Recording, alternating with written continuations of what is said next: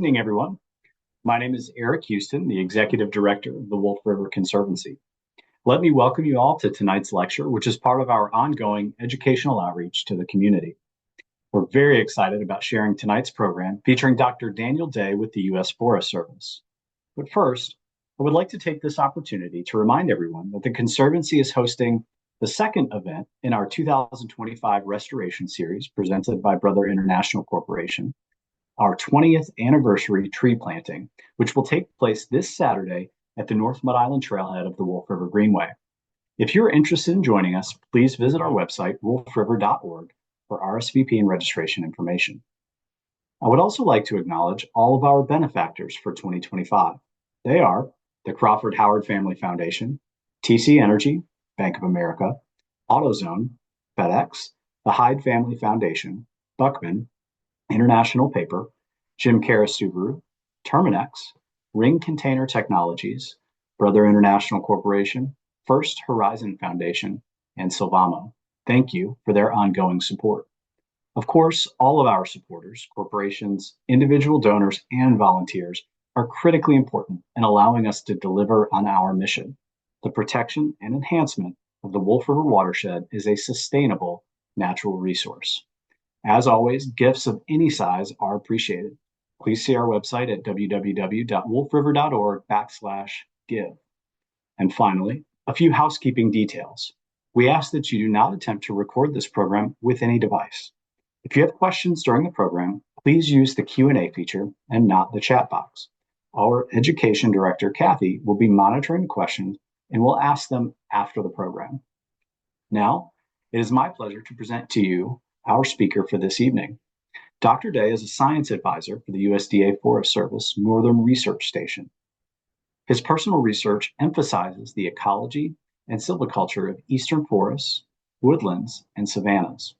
He received his PhD in 1991 from the University of Missouri, and since then has worked as a research forester for the Ontario Ministry of Natural Resources, the Missouri Department of Conservation, and the USDA Forest Service Northern Research Station.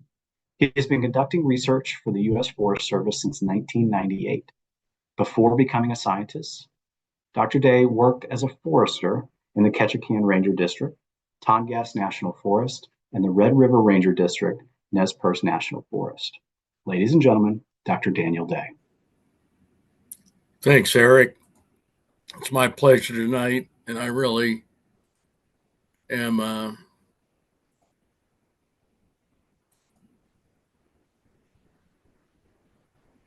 I'm honored to be here. I'm just trying to get my presentation loaded up here, and I hope I've done that. Are you able to see it? It looks good. Yep. Okay. Well, good evening, everybody. And tonight I'll be sharing some highlights of what we know and some insights on the ecology, silviculture, and restoration of shortleaf pine. And what we know of it historically is of the southern pines, it had the widest range and was one of the most, or maybe the most dominant of the southern pines in the southeastern United States. And here I present, a map of the natural range that's kind of in the upper center of shortleaf pine. In the lower left is a historic map of shortleaf pine, and the different colored polygons emphasize the abundance and dominance of pine. And so where I live in Missouri and south of us in Arkansas is kind of the epicenter of the shortleaf pine range, but it extended all the way up into the northeast along the coast there, and you can see the variation in its presence and abundance throughout that region. And here are some historic photographs. They don't capture every type of situation that shortleaf pine existed in the past, but they represent some of the forest that we had. And one thing that is noteworthy to me is that these were relatively more open ecosystems, and you can see the grassy herbaceous understories. There's enough light getting through the forest canopy to support that.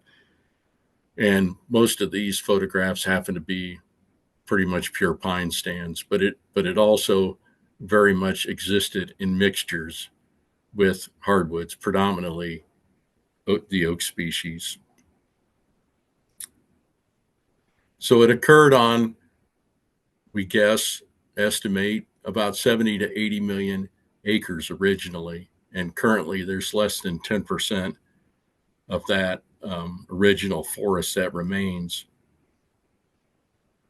Quite a reduction.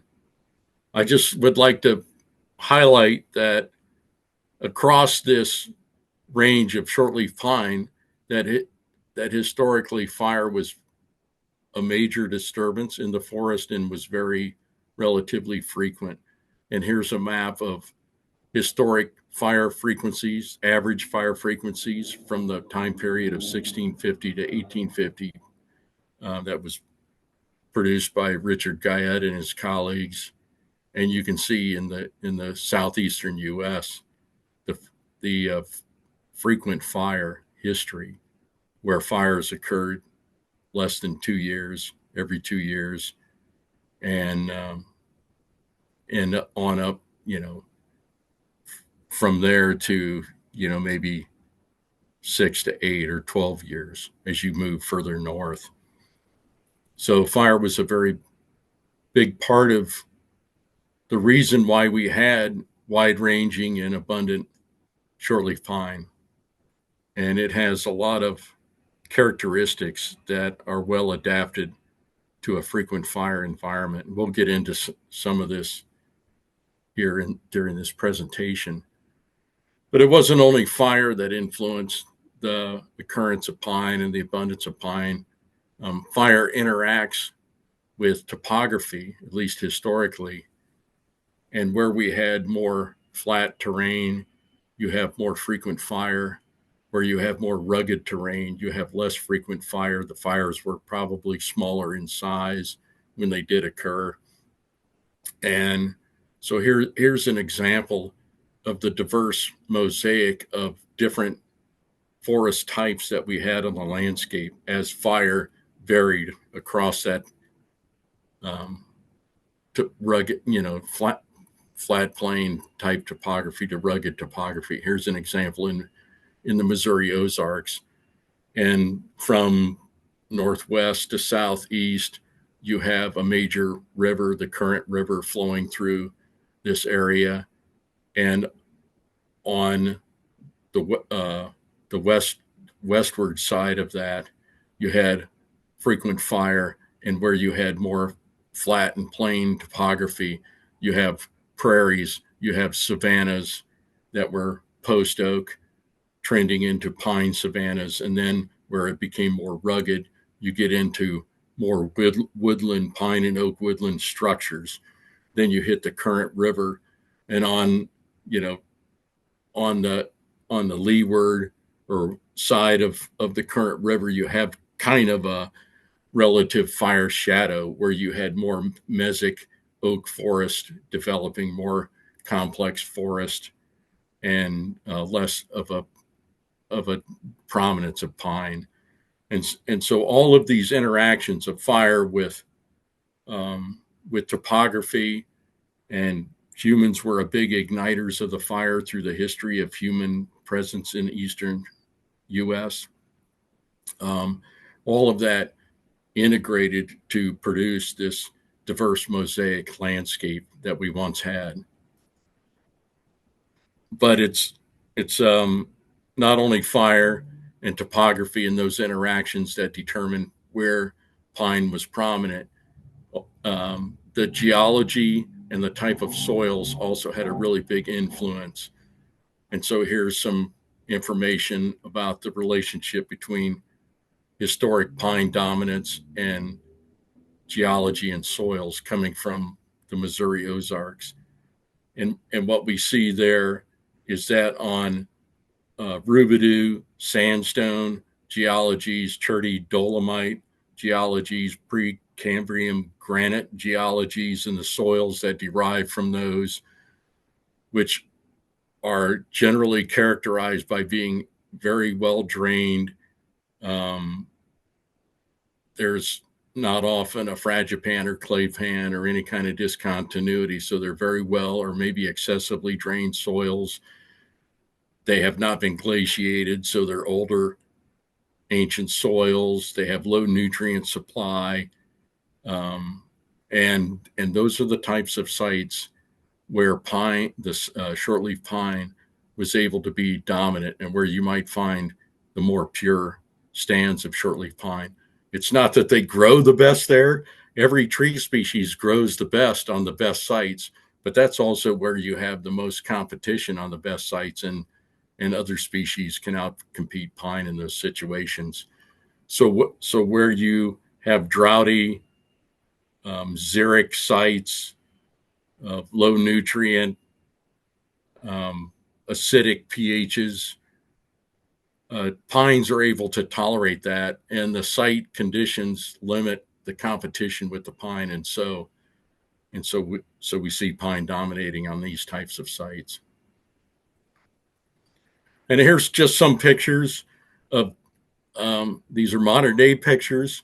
They're pictures of in large part areas where state or federal public land managers have been trying to restore these more open forest ecosystems. And so you have, I show some examples here of how the pine forests, woodlands, and savannas may have looked in the past. So we have examples of shortleaf pine and big blue stem woodlands in Arkansas. You have pine oak woodlands in the lower left, pine woodlands in Missouri Ozarks in the lower right, and then in the upper right you have an example of a more glade type situation where you have a lot of rock outcrops, very thin soils, and a dominance of pine in these situations with historic fire regimes. A common history in our region is somewhere around the 1880s. We started developing an industrial logging era economy, extraction, exploitation. There was really no forest management or anything behind it. It was just like the harvesting the original forest that we inherited, and it wasn't like a good mark in our record of humanity in this area, because we really exploited the region. And so there was extensive harvesting of the pine, removing the seed source from the land. And then there was extremely frequent fire that was ignited by the early European settlers as they were trying to transform the landscape into something they could make a living off of with agriculture and grazing the woodlands and whatnot. So the central part of this graphic is a fire history. This happens to be a site in the Boston Mountains in Arkansas, but it really kind of exemplifies, a really consistent trend we've seen in the change of fire history over different human occupations and cultures and shifts in those over time. And so, this graphic here starts at the end of the Native American period. And certainly they've been influenced by European diseases and the fur trade and other things like that have altered the traditional ways that went on for thousands of years. But fire was fairly frequent in this period. And then, in this case, around 1825 or so, the Europeans really move in. And the first thing they did was they brought their fire culture from Europe, and they learned from the Native American fire culture. And in the New World, they applied the use of fire to manage the landscape for what they wanted and desired. And so you see fire frequency is like every year, every 1 to 3 years, and the landscape was saturated with fire. And then in the early 1900s, it stopped as we kind of nationally instituted, which continues to this day, a strong effort to suppress wildfires. And all of this had an impact on the shortleaf pine. The logging of the mature trees removed the seed source, and these frequent fires, even though there are some adaptations of shortleaf pine reproduction to fire, it was so frequent that it killed much of the reproduction. And so many of the shortleaf pine forest or mixed woods with oaks were transformed into oak forest. And today, without any fire and without really any management, this is what our shortleaf pine oak forest look like today. They're extremely complex. There's a well-developed understory. There's very little light in the understory to support regeneration of shortleaf pine or practically anything else. The rich, diverse ground flora of herbaceous species is missing, and it's largely due to the lack of light.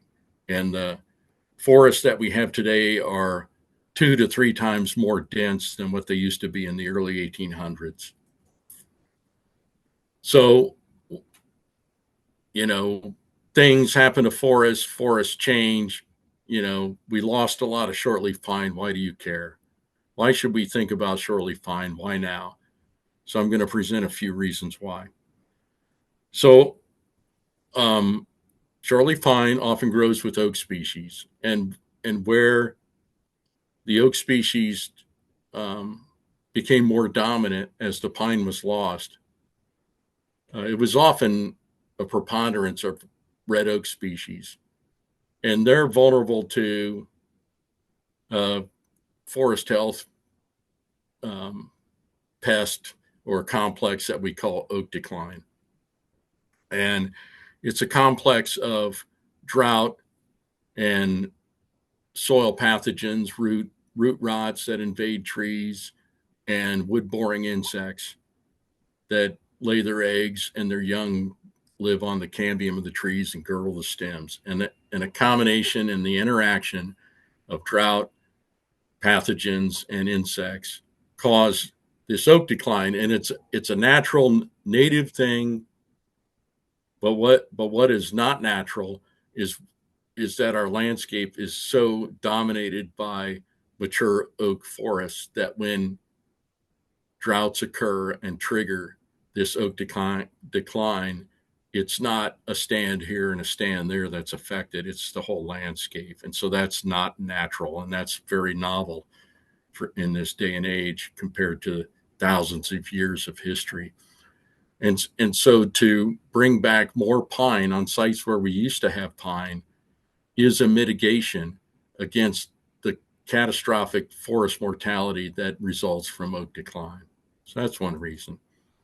Another reason is that these woodlands and savannas, whether they're oak and pine, woodlands and savannas, these open forest systems were much more prominent, dominant on our landscapes. And savannas are some of the most diverse plant ecosystems that we have in the eastern United States. And then that's the foundation of diversity of insects, diversity of wildlife, and many other aspects of diversity that are able to occur when you have these diverse open forests. They're highly preferred by many of the game species that we value, the quail, the turkey, the deer. They're also very important for threatened and endangered species like the red cockaded woodpecker. And so these things are missing on the landscape. There's like less than 1% of what there used to be. Most of our landscape that isn't agriculture or urban is dense, complex, structured forest. And it has relatively low diversity and therefore low resilience to any kinds of threats or stresses on these ecosystems that might come in the future. Another reason why pine, why now, is shortleaf pine is pretty well adapted and compatible with the types of future climates that we might expect. And here's just one example. I got this from the Climate Tree Atlas, which is a website that is developed and operated by the U.S. Forest Service. You can type in whatever tree species you want. You can use different climate projection models and different severities of emission scenarios to look at where the potential range might be of different tree species. And I present here just the results for shortleaf pine for the scenario of the average of 3 global climate models under a high emission or a moderate emission scenario. And in the upper left is a current map of importance values of shortleaf pine. Importance values are determined by a combination of the density and basal area of a species. And so you see the highest importance values are in Arkansas and southern Missouri. But you can see under the different climate projections how that's expected to change. And it's actually bodes very well for shortleaf pine. That's if it can get there, and if all the other things that stand in its way of regeneration and development into prominence in a mature forest or woodland is managed in a way that favors shortleaf pine. But the potential is there for it to really greatly expand its range in the eastern U.S. Here's another set of results looking at the adaptability or compatibility of mixtures of shortleaf pine and predominantly oaks in the eastern U.S. And so these graphs on the left go from a pure oak stand over to the far right, which would be a pure shortleaf pine stand. And in between, we call those mixed woods, oak pine mixed woods. And you can see as you move from a pure hardwood forest to a pure shortleaf pine forest that the adaptability goes down a little bit. That's mainly because you're moving from a multiple species diverse oak forest to a single species shortleaf pine forest, which is a little bit it's more vulnerable to insects, diseases, drought, climate, extreme weather events and stuff like that. So, but still, the adaptability does not decline that much as you move to an increasing amount of shortleaf pine. And then in terms of compatibility with future climates, as you increase the amount of shortleaf pine in the forest, the compatibility of that forest increases. And then the graph on the right just shows you that almost no matter what the proportion of pine is in a pine oak stand, the ability of that forest to produce and sequester carbon is about the same. What we have today as a result of our history and changes in land use practices is where we have forest, our landscapes are really homogeneous. 60 to 80, 70% of the eastern forest are 40 to 100 years old. They're closed canopy.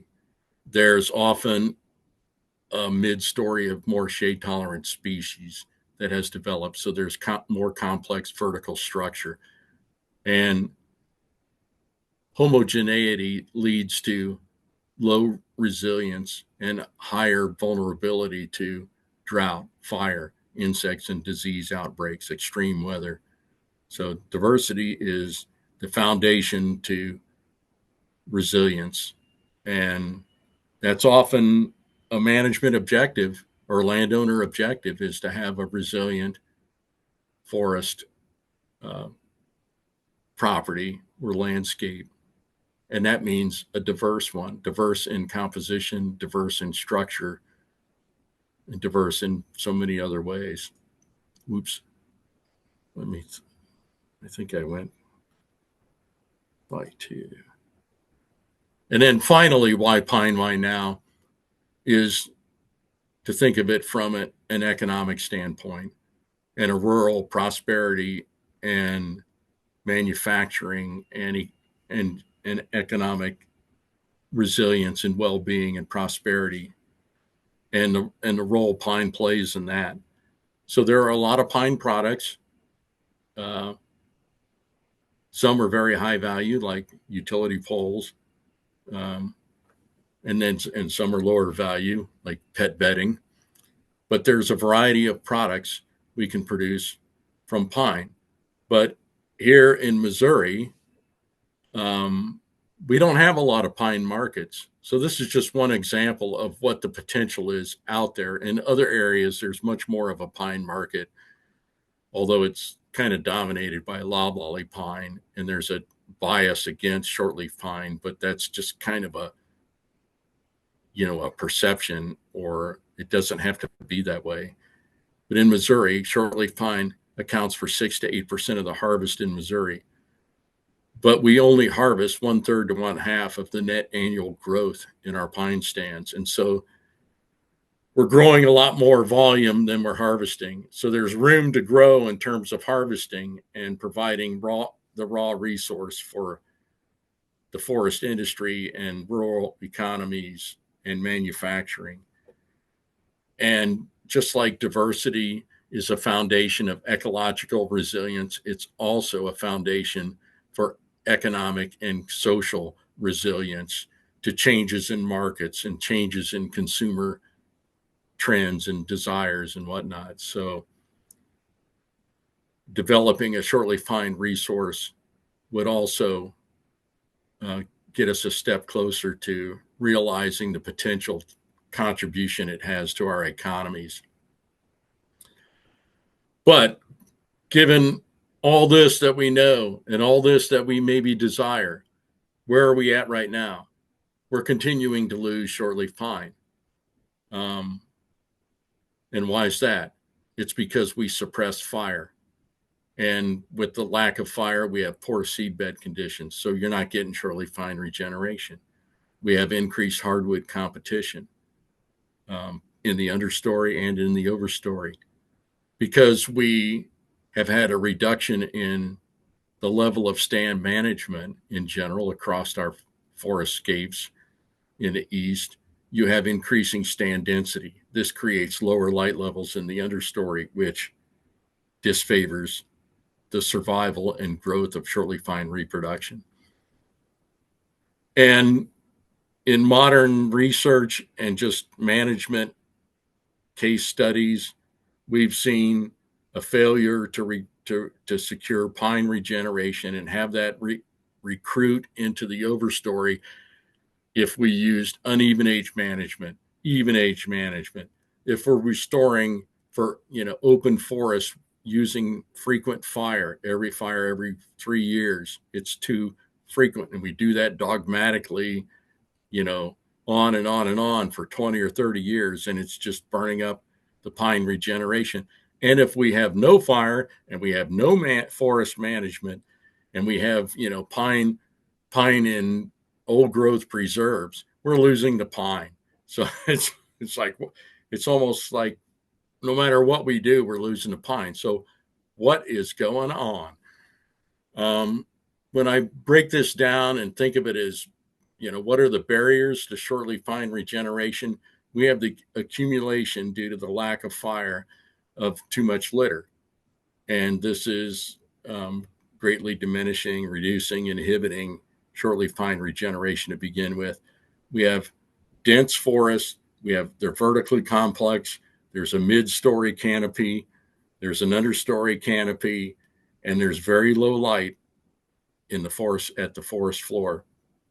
So if you do have a shortleaf pine seedling established, it doesn't last very long. And we have a lot more hardwood competition now than we probably had in the past when we had a long history of more frequent fire. So we have hardwood competing as an overstory, shading the light, and we have hardwoods competing in mid stories and understories, and this just overwhelms the pine.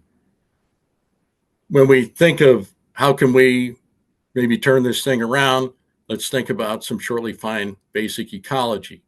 There are good seed crops about every 5 to 10 years. Most seedlings establish when the litter is less than a ½ inch deep. Very little occurs when litter is greater than 1.5 inches deep.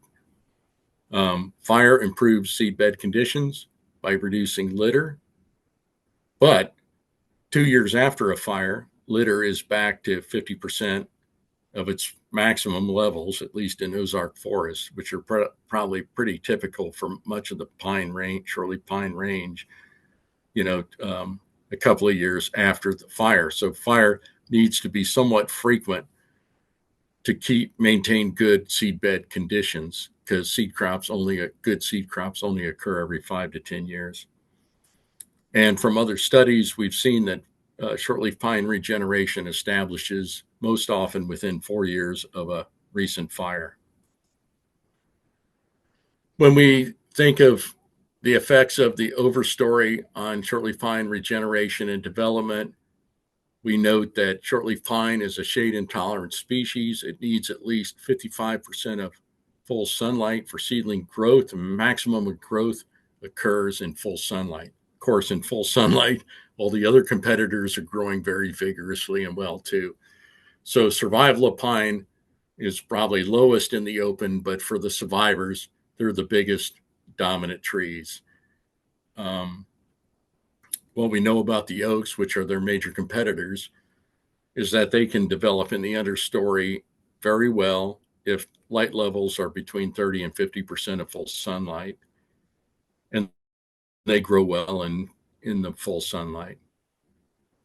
And then if the light in the understory is down around 15%, 10%, 5%, less than 5%, you start getting the more shade tolerant species. And depending on where you're at, American beech, ironwood, or what the ones promoted and developing in those types of understories. And here's just a visual graphic of the effect of overstory density on the growth of shortleaf pine reproduction. And in the upper left solid line is the total height of shortleaf pine over years since release. So it goes from 0 to 10 years after release. And you can see that at first the pine are below hardwoods, but in the open, they eventually grow above the hardwoods, and then they just maintain that dominance after that. 27 square feet of basal area, up to 80 square feet of basal area, and you can see the effect it has on the pine growth.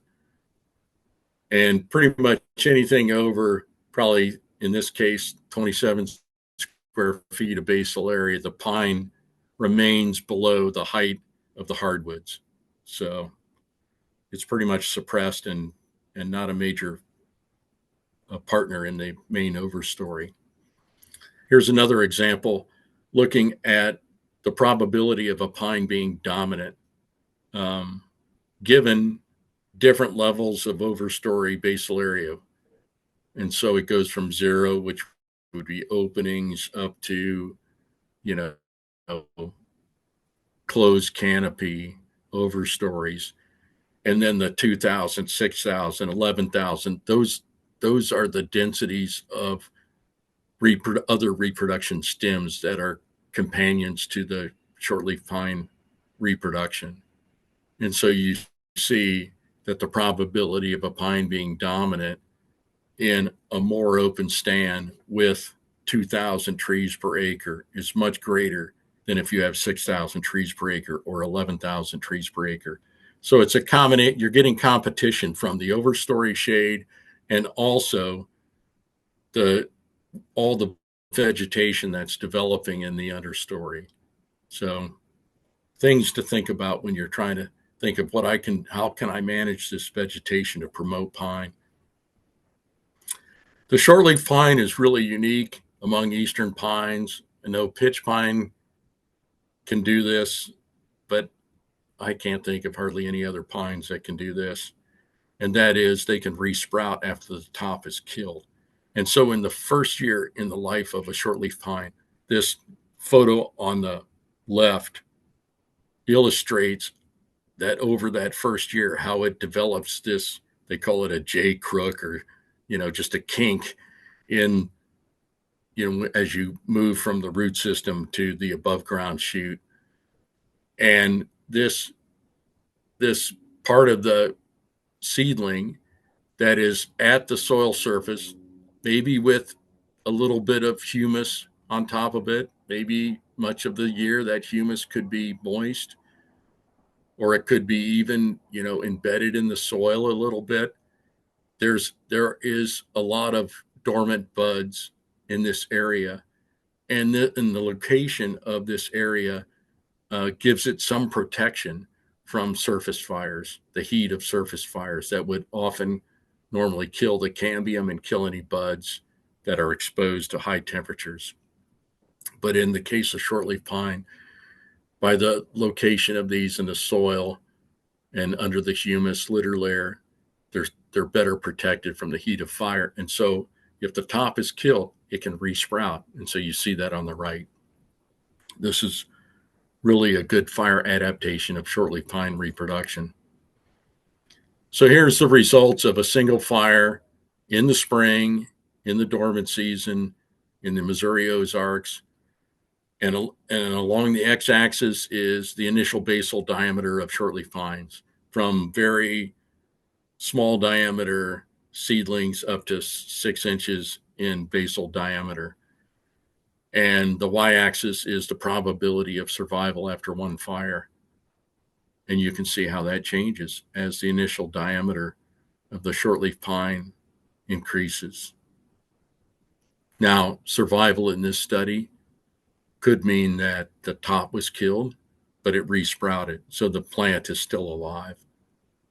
But once you get above 3 inches in basal diameter, there was very little top kill in shortleaf pine.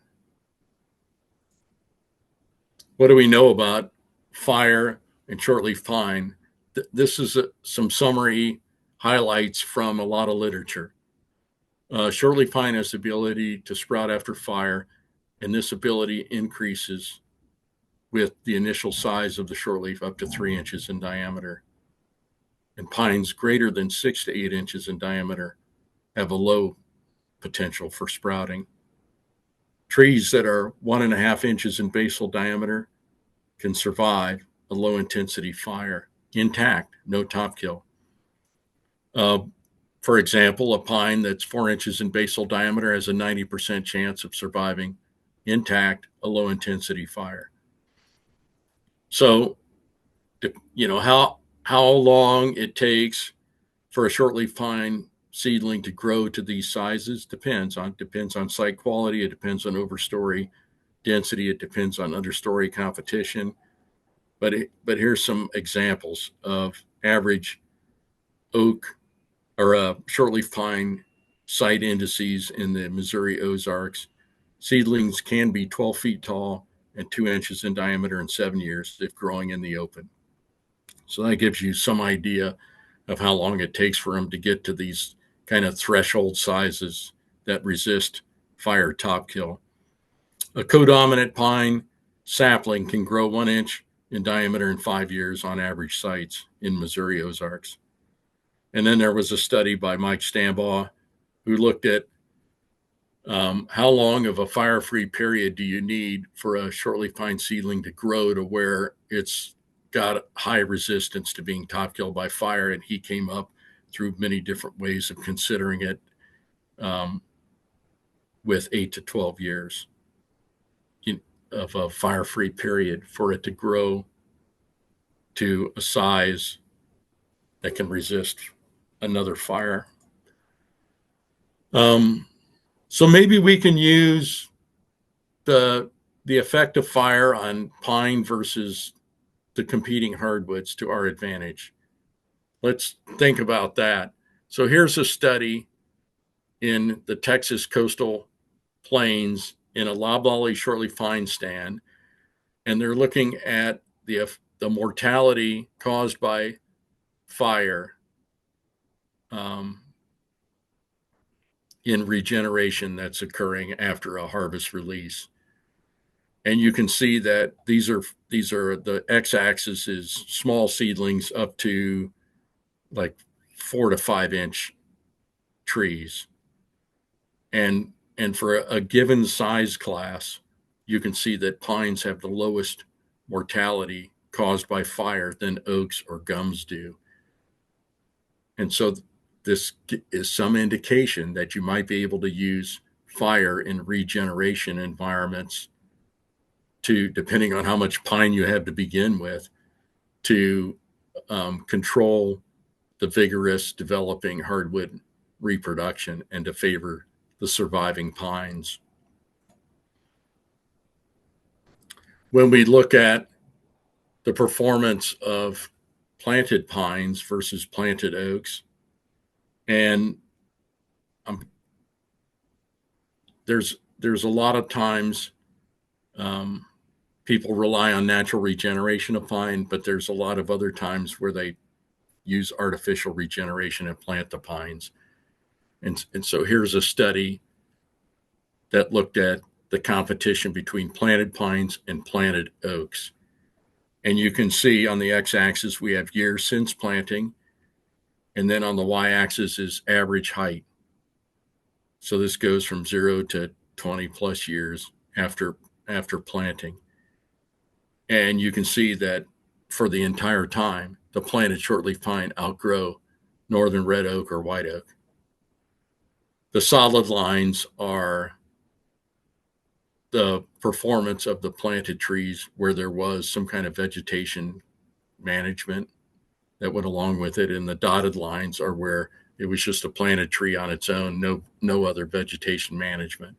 So there was a little bit of a benefit by vegetation management, but irregardless of that, given the same source of regeneration and the same size of seedlings, pines can outgrow oaks in most situations. Now, if you put a planted pine up against already established hardwood advanced reproduction, and then you release it in a regeneration harvest, the pine never have a chance competing against well-established hardwood advanced reproduction.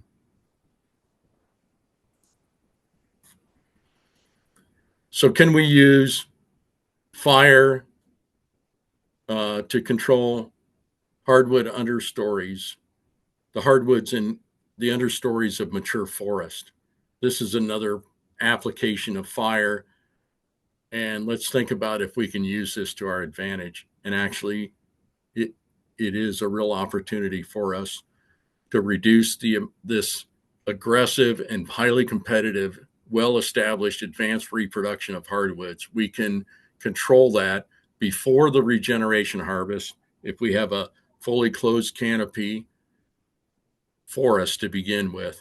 We can start applying prescribed fires. And here's an example in Arkansas where they used a biennial fires, in this case summer fires that were lit, ignited as head fires, compared to annual application of those types of fires. And you see the mortality of hardwoods after 11 years. And there's more mortality where annual fires are used. And you can see that after 1-2 years with annual fires, we have 50% mortality of the understory hardwoods. That's the graph on the right. The graph in the lower left is a study in the Missouri Ozarks under a closed canopy hardwood pine overstory of 80 square feet of basal area on average, where we did annual burning or random burning, which was 3 to 4 burns over 10 years. This is annual burning over 10 years and no burning over 10 years. These are understory stems that are 6 inches in diameter, basal diameter or less. And you can see on the annual or the random burn, we were able to reduce the stem density from 200 trees per hectare down to, very, very few, almost none. So fire can be used to reduce the amount of advanced reproduction in preparation for establishment of pine regeneration and a regeneration harvest that releases that pine regeneration.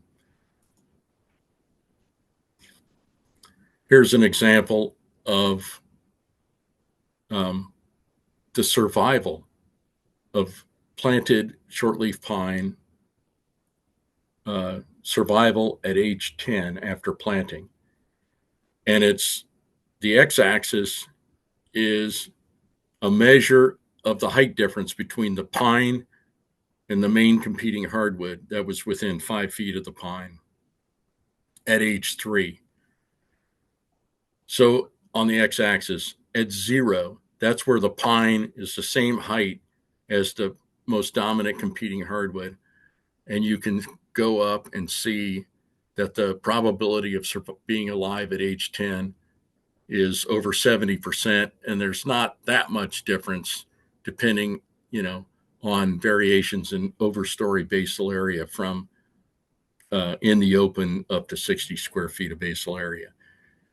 But below that 0, where you see the negative differences, that's where the hardwoods are taller than the pines. And you can see at age 3.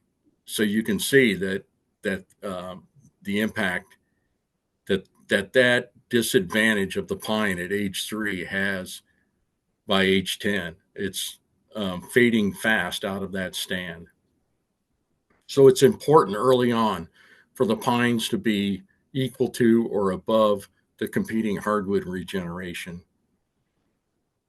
And here's from that same study, height at age 10 for different overstory densities and different height differences at age 10 or age 3 of between the planted pine and the hardwood sprouts.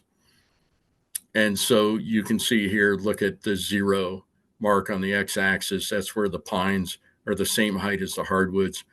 And you can see there's a little bit more difference here between overstory densities effect on pine height growth, which with the best growth being in the open. So one way light is really a driver in the success or failure of pine as it's regenerating and trying to grow into the overstory. And the way we have of affecting light is by managing vegetation. And here's just an example of overstory stocking. That's on the x-axis. And on the y-axis is percent. And this percent was measured in either percent of crown cover of the overstory or photosynthetically active radiation of light levels in the understory. That's the solid line. The dotted line is tree crown cover of the overstory.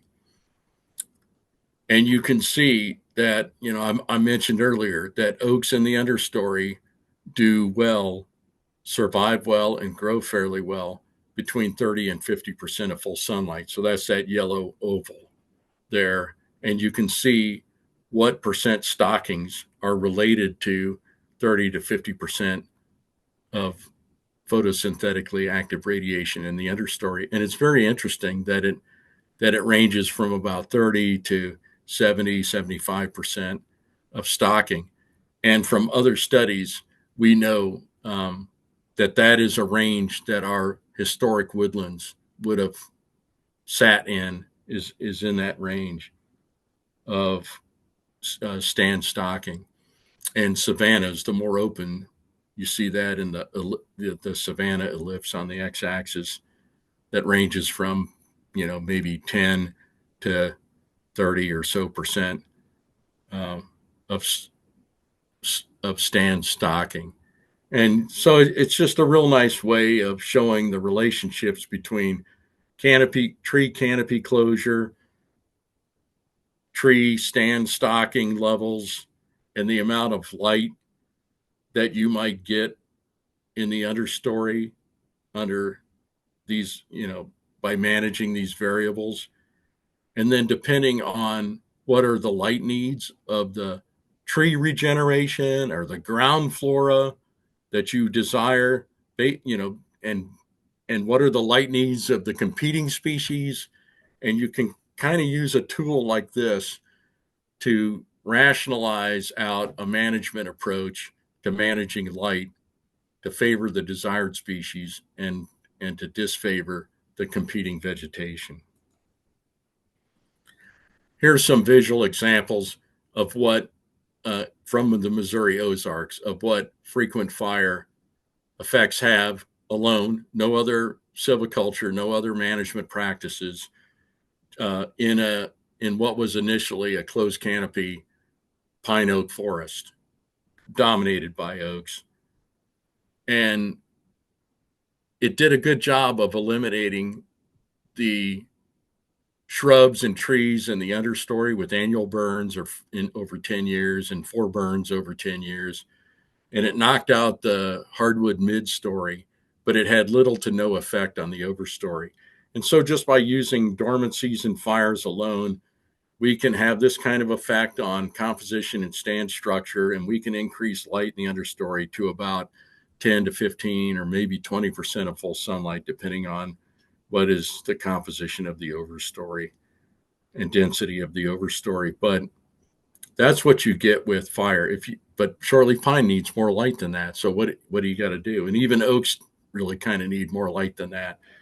So we often thought, in the beginning of restoration, that, oh, these are historic fire systems. These are fire adapted species. We suppress fire. We just need to replace fire. So we started doing that, and it helped, but it didn't really get us there because things had changed so much, from what it was after hundreds and thousands of years of frequent fire. A fire alone was not in the early initial restoration phase was not doing everything it needed to do. And so then it's like, oh, well, we need to have a timber harvest, or we need to do some thinning, or we need to use herbicides or mechanical thinning, non-commercial thinning to reduce the density of the overstory.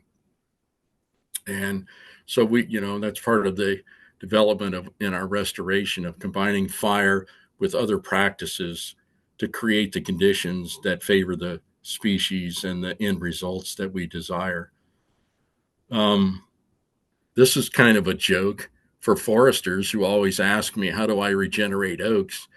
And here we are in a woodland restoration project on the Mark Twain National Forest in Missouri. And they did a very good job of, setting up for the vigorous, well-developed oak advanced reproduction in this stand that they were trying to turn into a woodland with a rich ground flora. And they did this by immediately thinning the stand and then burning it every 3 years. And this is after 10 years of doing that. And they're frustrated because all this rich, vigorous, dense hardwood reproduction is shading out the diverse herbaceous ground flora, and they don't like that.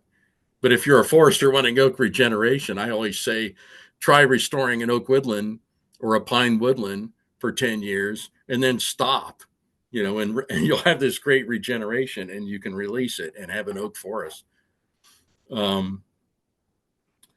But it just shows you what, it's kind of the antithesis of what I was perhaps advocating before, of using frequent fire for maybe 10 years before you start opening the overstory up. Once you start opening that overstory up, you may be creating in the short term favorable conditions for shortleaf pine, but you're invigorating everything else too.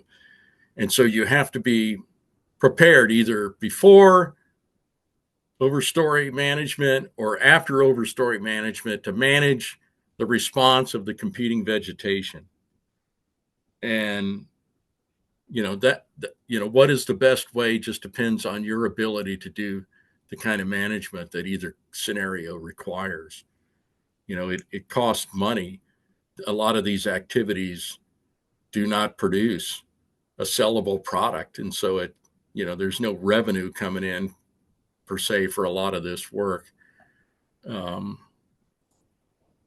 so when we think of the silviculture, given all this ecology and starting conditions we have to work with, when we start thinking of how do we manage this to restore um, shortleaf pine forest or woodlands or savannas, we're moving into the realm of silviculture.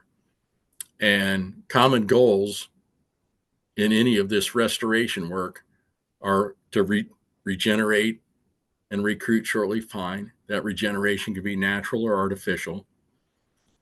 We often have ecosystem goals to increase community biodiversity, to conserve native species, to improve wildlife habitat, to create heterogeneity on the landscape by increasing open forest systems on the landscape, and to increase the resilience of ecosystems and landscapes to future stresses and extreme weather and changes in insect and disease outbreaks and whatnot. Common objectives are our forests are too dense, so we need to reduce basal area density, get rid of the mid-story. We need to increase canopy openness. We often want to promote a herbaceous ground flora or increase light at the ground level for pine regeneration.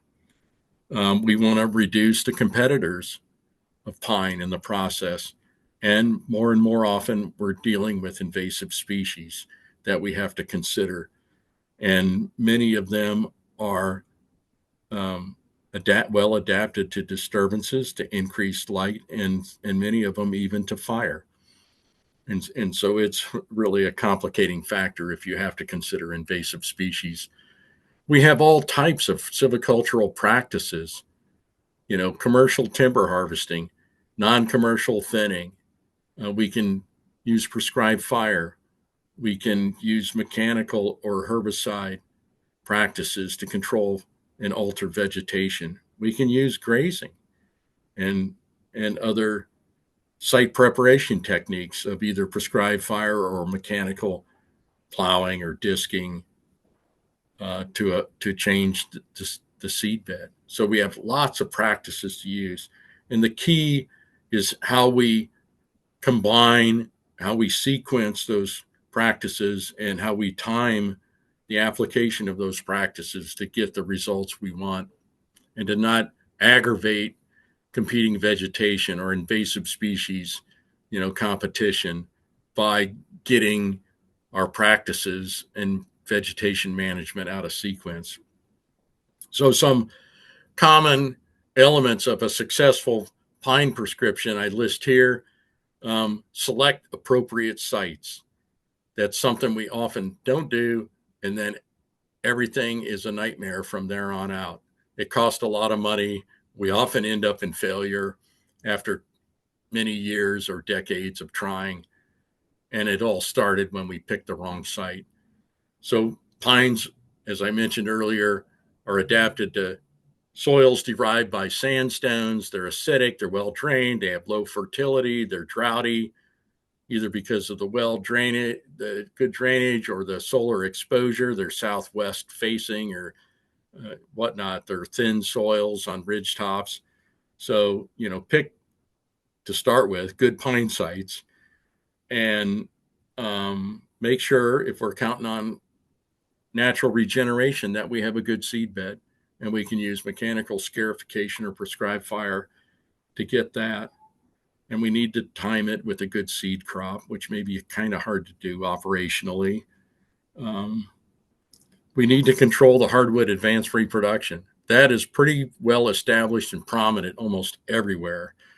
And so you have to deal with it, as I mentioned, either ahead of time, up front, when you're dealing with invasive species, you're dealing with hardwood advanced reproduction before you do anything else, before you open that overstory up or do any other kind of thinning. And prescribed fire, herbicides, repeated fire. Usually one fire doesn't get you very far. You need to repeat fire before reducing the overstory. Some scenarios, we can rely on planted pine in open areas with a lot of good veg management and site prep ahead of time.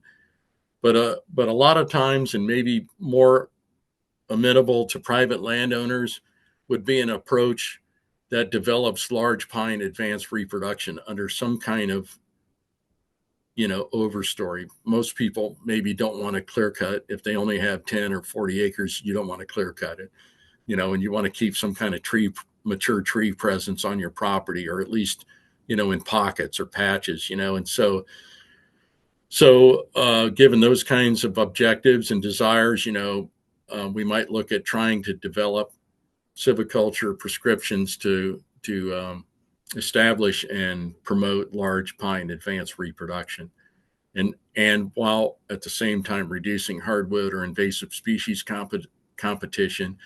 And then when we have adequate large pine advanced reproduction, we can think about releasing it in large group selection openings, or little small patch clear cuts, or reducing a shelter wood down to very low density, less than 30 square feet of basal area, for the final, kind of creating a two-stage stand to allow some of that large advanced pine reproduction to recruit into the overstory. And if we're using fire, we may have to lay off of the fire for a while to allow it to achieve some of those threshold sizes, so that if we go back to burning for other resource reasons, we're not going to top kill our pine. And pine grows best in the open. So if we wanted to recruit into the overstory, low density or open conditions are the best for that. And then when we've released our regeneration, we always want to do some kind of monitoring to go back and see how the pine are doing and how the competing vegetation is developing. And that may prompt us to go in and release the pine saplings as they're growing toward, pole-sized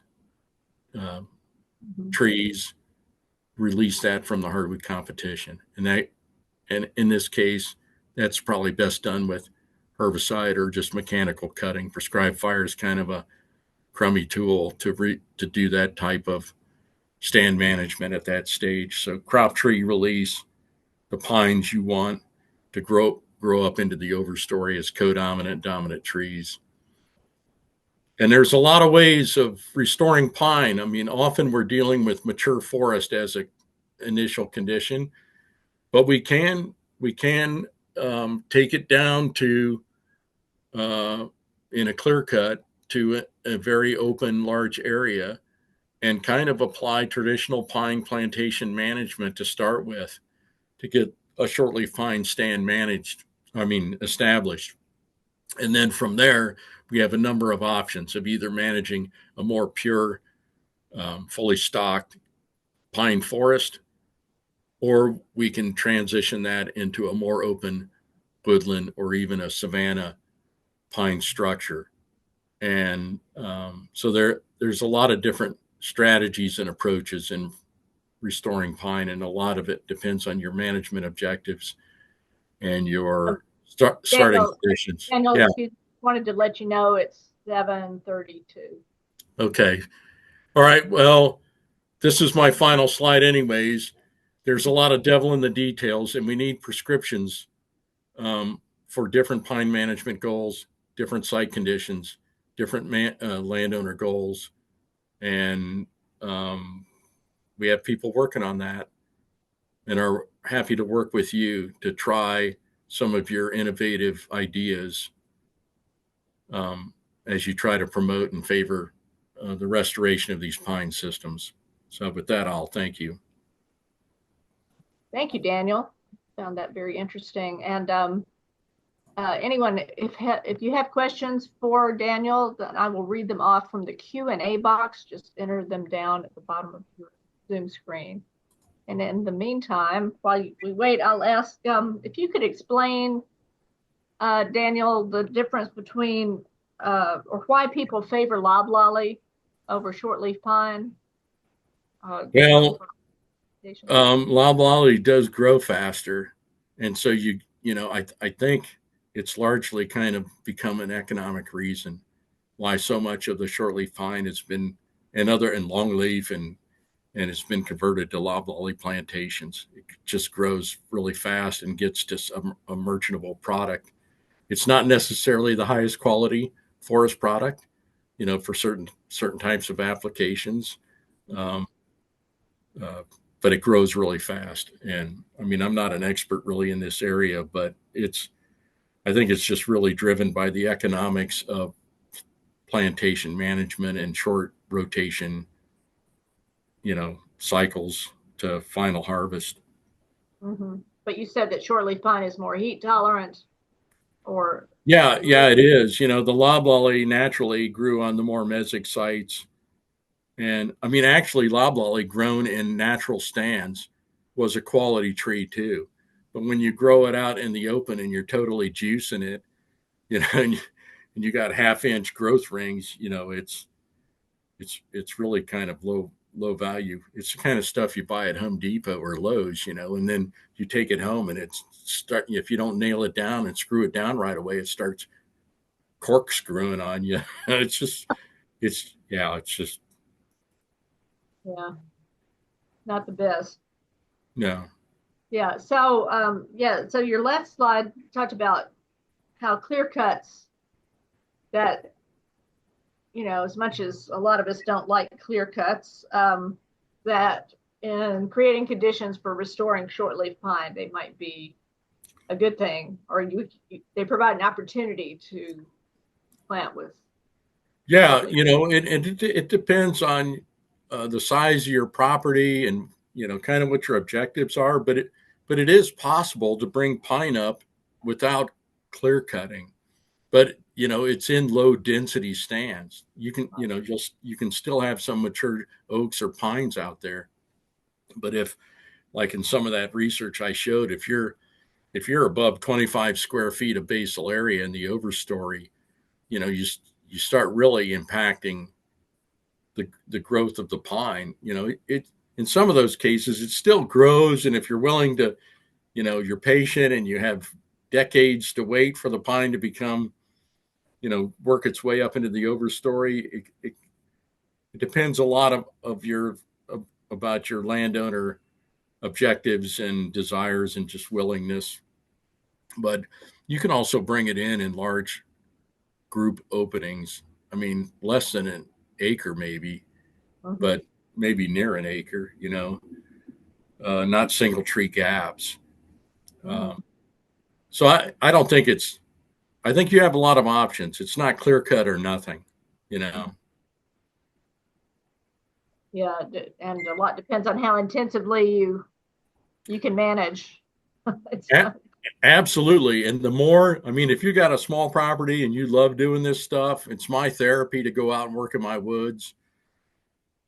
And the more you're able to go out there and nurture at a fine scale, the more you can get away with, working in with smaller disturbances to the overstory to provide growing space for your pine to grow into. Yeah. But if you've got 10,000 acres or 2,000 acres or a million acres, then, you can't do that kind of intensive management. Right. Well, so far I'm not getting any questions from our audience tonight, and I'll ask if the staff have any. Please jump in there with some questions. I just want to say that I think your talk really drives home the point that there are so many different kinds of forests and plant communities, and all of them have value. And I think a lot of us, we love our closed canopy mature forests, but that's not the only kind of forest out there. Right. Not the kind of community. Mm-hmm. I saw a question about book recommendations, and this is really sad. I think I did have a slide that showed how sad it is. We have, at least in Missouri, and I don't think most other states are ahead of us. Our last formal pine management guide is like 1968. Wow. And in 2007, we had a shortleaf pine conference in Missouri and there's proceedings from that conference you can see. And there's it captures all the talks that were given on a wide variety of aspects of shortleaf pine forest and management.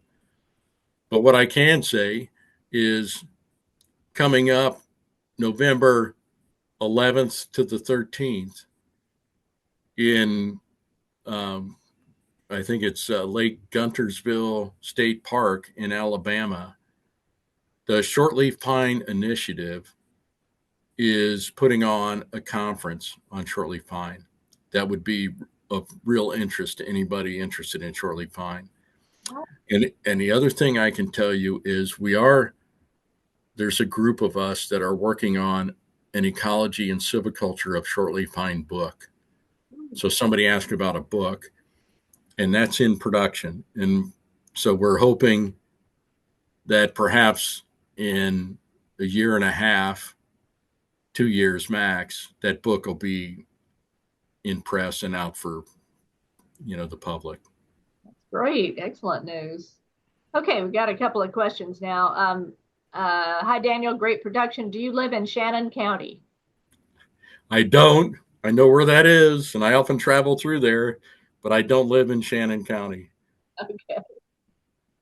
And then Eric Bridges has a question. I'm sorry I missed the beginning of the talk, but to your knowledge, have landowners attempted silvopasture systems with shortleaf pine?